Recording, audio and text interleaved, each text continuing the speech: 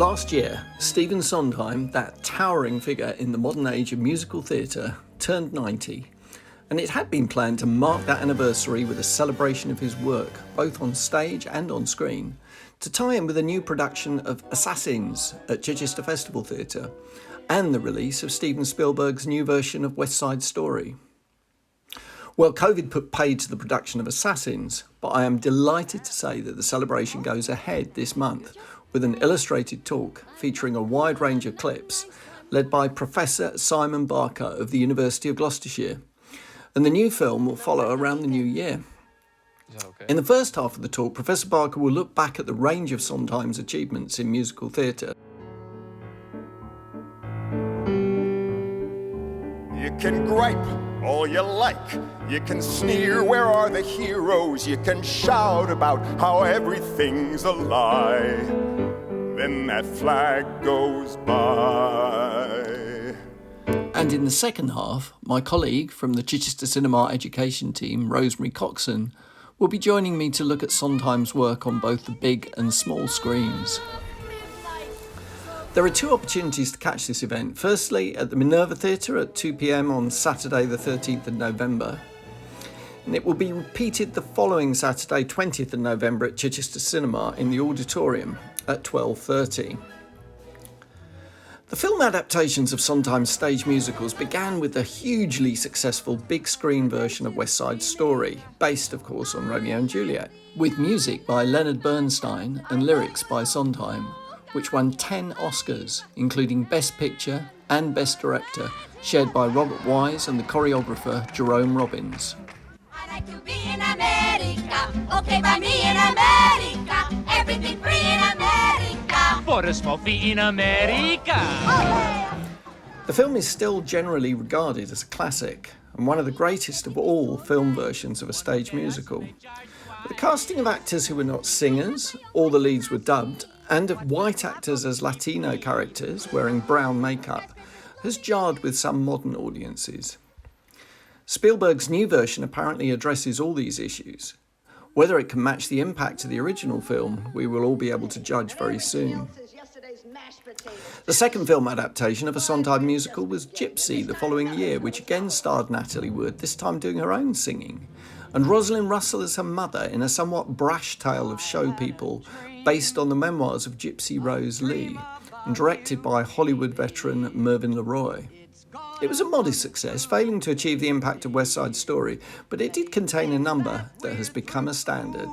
But baby, you'll be swell, you'll be great, gonna have the whole world on a plate.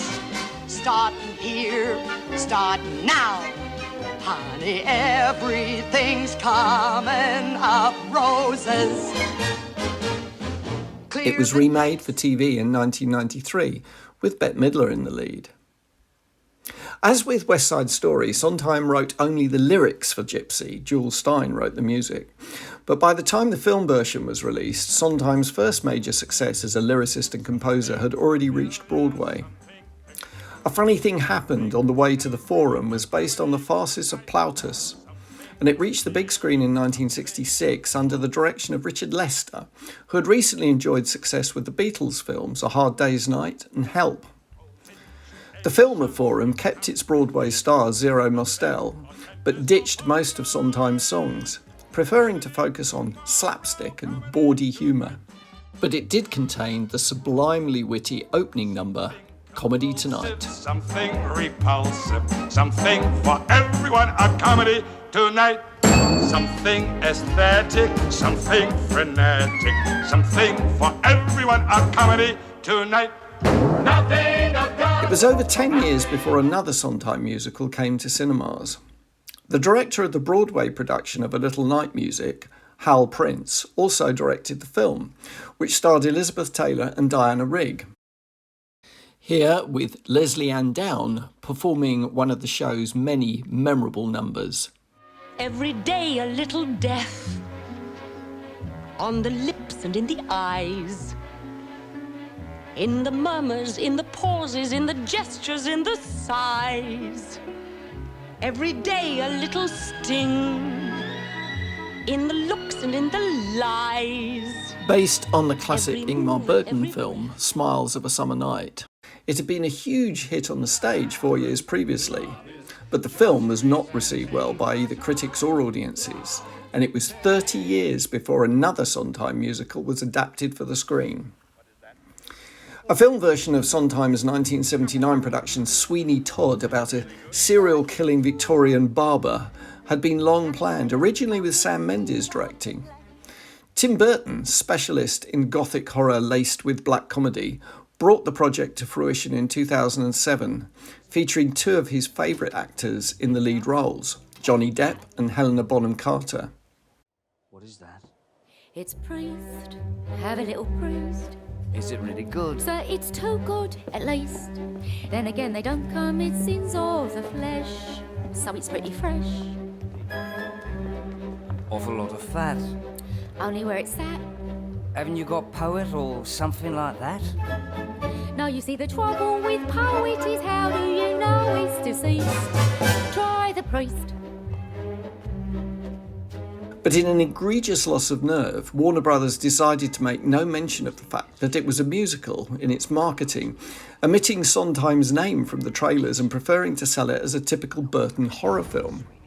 This resulted in multiple walkouts and complaints from horror fans who apparently would have preferred a painful death rather than sit through a musical. Nevertheless, it received good notices from the critics, picked up some awards and became the most successful Sondheim adaptation since West Side Story. Perhaps Warner Brothers should have had more guts. There was certainly plenty of them up on the screen.